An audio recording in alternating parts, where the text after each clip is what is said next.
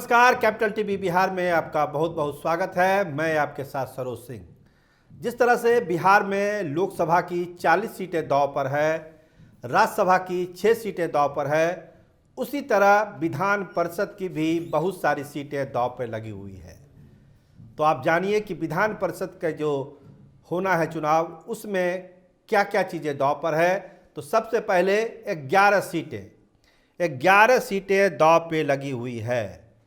6 मई को जो है समाप्त हो रहा है टेन्योर, और 6 मई से पहले विधान परिषद की 11 सीटों का फैसला हो जाना है कि कौन से चेहरे, कौन से बड़े नाम, कौन से धन कुबेर, कौन से धन पशु उस 11 सीटों पर अपना अपना कब्जा जमाएंगे।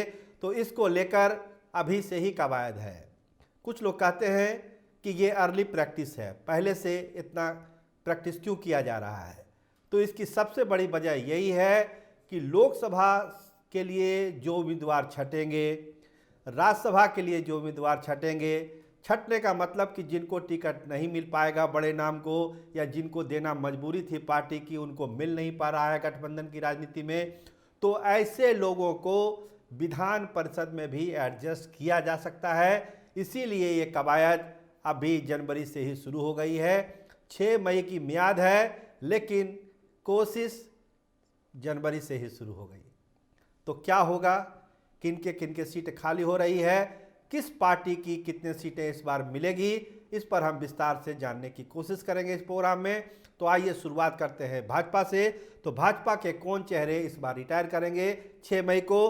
तो पहला नाम है मंगल पांडे का, दूसरा नाम शाहनवाज हुसैन का, और तीसरा संजय पासवान का। तो 3 बड़े चेहरे भाजपा के रिटायर कर रहे हैं विधान परिषद से। और इस बार जो संख्या बल है विधानसभा में, जो संख्या है 78 विधायकों की संख्या, उस हिसाब से भाजपा थोड़ी बहुत कोशिश करके अपने 4 उम्मीदवारों को विधान परिषद भेज सकती है। तो 4 चेहरे चाहिए और 21 वोट मोटे तौर पर लगेगा, इसलिए मैंने कहा कि थोड़ा बहुत ही कोशिश करना पड़ेगा भाजपा को। तो 4 चेहरों को भेजना है भाजपा को। तो जो 3 बड़े नाम मैंने आपको बताए, मंगल पांडे, शाहनवाज हुसैन और संजय पासवान, क्या इन तीनों को दोबारा भाजपा भेजने जा रही है। तो इसमें पहला सवाल हम उठाते हैं मंगल पांडे को लेकर कि मंगल पांडे के सिवान से भी चुनाव लड़ने की संभावना है। तो हो सकता है कि वो सीट खाली हो जाए, मंगल पांडे वाली नहीं जाके वहाँ पर कोई दूसरे लोग चले जाए। शाहनवाज हुसैन के बारे में भी कहा जा रहा है कि आजकल बहुत भागलपुर का दौरा कर रहे हैं, कहीं भागलपुर से चुनाव तो नहीं लड़ेंगे। तो 2 नाम अभी अगर मगर में फंसा हुआ है, मंगल पांडे का और शाहनवाज हुसैन का। अगर लोकसभा की टिकट नहीं मिलती है तो फिर विधान परिषद में वो भेजे जा सकते हैं, इसकी संभावना है। देखिए भाजपा क्या फैसला लेती है।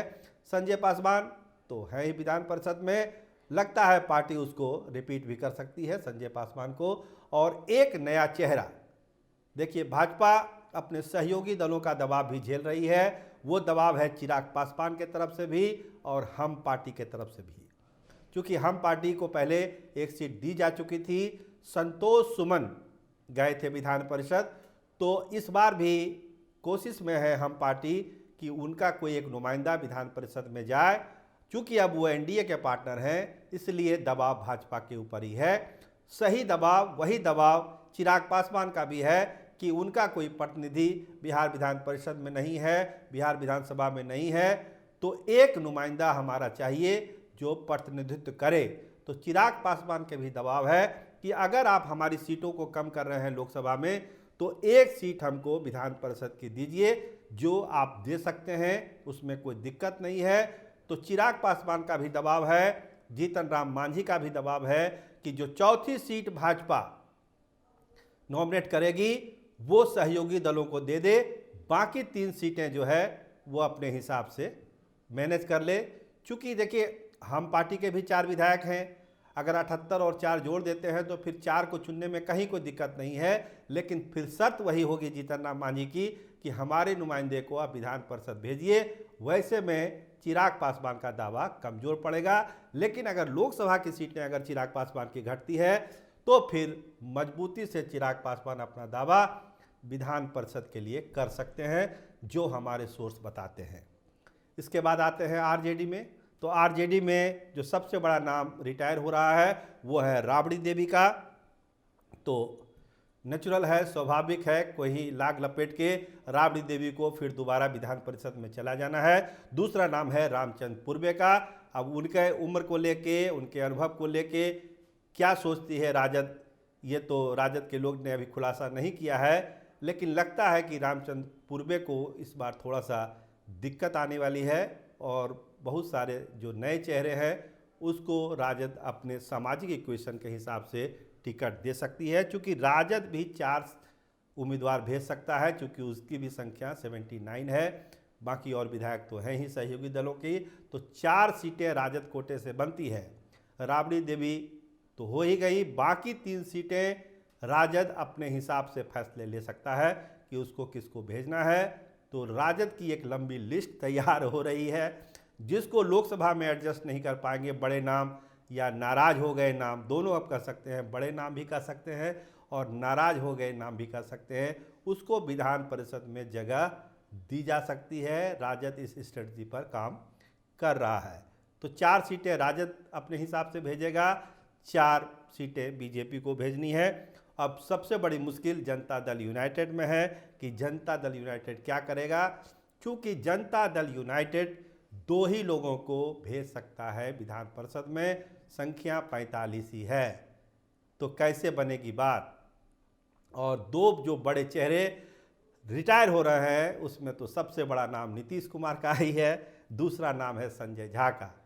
तो नीतीश कुमार अगर राज्यसभा नहीं गए तो विधान परिषद में तो उनको जाना ही जाना पड़ेगा, क्योंकि वो मुख्यमंत्री भी हैं। तो एक नाम तो मोटे तौर पर तय ही लग रहा है कि नीतीश कुमार जनता दल यूनाइटेड के टिकट से ही चले जाएंगे। तो दूसरा नाम संजय झा, इसको नीतीश कुमार कैसे इग्नोर कर सकते हैं ये आप और हम समझ सकते हैं। इसलिए ये 2 नावों पर लगता नहीं कि कोई फेरबदल होगा जनता दल यूनाइटेड में। रिटायर करने वाले में खालिद अनवर हैं और रामेश्वर महतो हैं। रामेश्वर महतो ऐसे भी कहा जा रहा है कि वो आरसीपी सिंह के कोटे से बनाए गए थे। खालिद अनवर जरूर नीतीश कुमार के खासम खास हैं, तो नीतीश कुमार कोशिश करेंगे कि उनका एडजस्टमेंट कहीं ना कहीं पर हो जाए, ये कोशिश की जाएगी। क्योंकि देखिए राजद और जनता दल यूनाइटेड के सामने दिक्कत ये है कि जो जातीय सर्वे हुआ है, जातीय सर्वे में जो संख्या है वो 18% बताई जाती है। 16 बोलते हैं, लेकिन वो लोग से पूछिएगा तो 18 बोलते हैं। तो 16% तो एकदम तय तमन्ना है जो सर्वे में आया है। तो जिसकी 16% आबादी है उसको आप विधान परिषद में प्रतिनिधित्व कैसे नहीं देंगे, ये बड़ा सवाल उठेगा लालू प्रसाद के सामने भी और नीतीश कुमार के सामने भी। लेकिन ज़्यादा समस्या आएगी लालू प्रसाद के सामने, क्योंकि माई इक्वेशन बना के चलना है तो मुसलमानों को प्रतिनिधित्व देना ही पड़ेगा उनको विधान परिषद में। अब क्या करेंगे, फैसला उनको लेना है। अब आइए कांग्रेस की बात। तो कांग्रेस से जो रिटायर हो रहे हैं उनका नाम है प्रेमचंद मिश्रा। 19 विधायक कांग्रेस के हैं। कांग्रेस चाहेगी कि 1 सीट वो रिटर्न करे, लेकिन अगर राज्यसभा की सीट कांग्रेस को जाएगी तो विधान परिषद की सीट नहीं जाएगी, ये आप तय मानिए।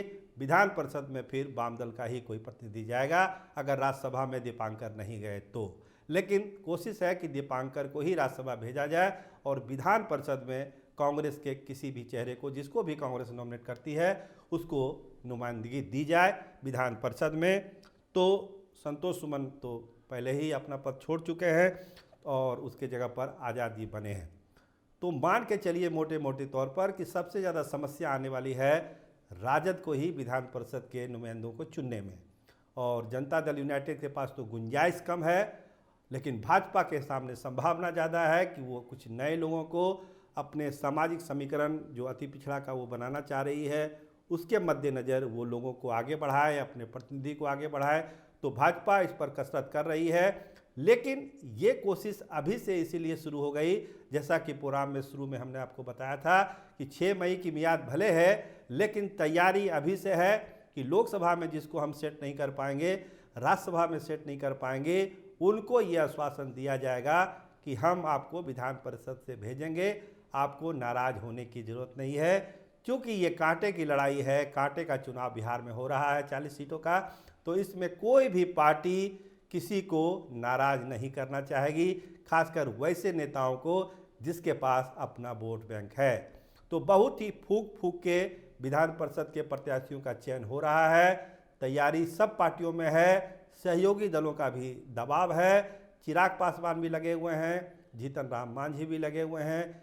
देखिए सहयोगी दलों को कितना प्रतिनिधित्व मिलता है। लेकिन सबसे ज़्यादा दिक्कत और मारामारी राजद में है और कांग्रेस में तो है ही।